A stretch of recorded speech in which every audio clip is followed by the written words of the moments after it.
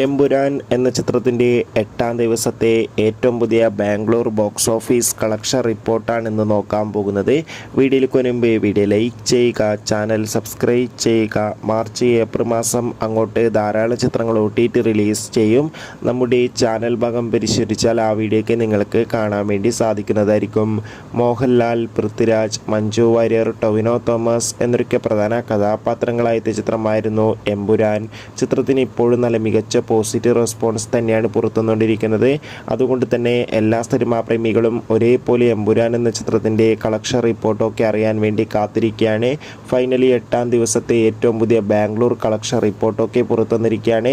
ഇന്ന് അത്യാവശ്യം മികച്ച ബുക്കിംഗ് ബാംഗ്ലൂരിൽ നടക്കുന്നുണ്ട്. അതുകൊണ്ട് തന്നെ 1.5 കോടിക്ക് അടുത്ത് വരെ എന്നും കളക്ഷൻ നേടിയെടുക്കാൻ വേണ്ടി സാധിക്കുമെന്നാണ് ട്രാക്കിംഗ് റിപ്പോർട്ടുകൾ സൂചിപ്പിക്കുന്നത്. എന്തായാലും എമ്പുരാൻ എന്ന ചിത്രത്തിൻ്റെ കൂടുതൽ ബോക്സ് ഓഫീസ് കളക്ഷൻ റിപ്പോർട്ടിനായി നമുക്ക് കാത്തിരിക്കാം. ബൈ.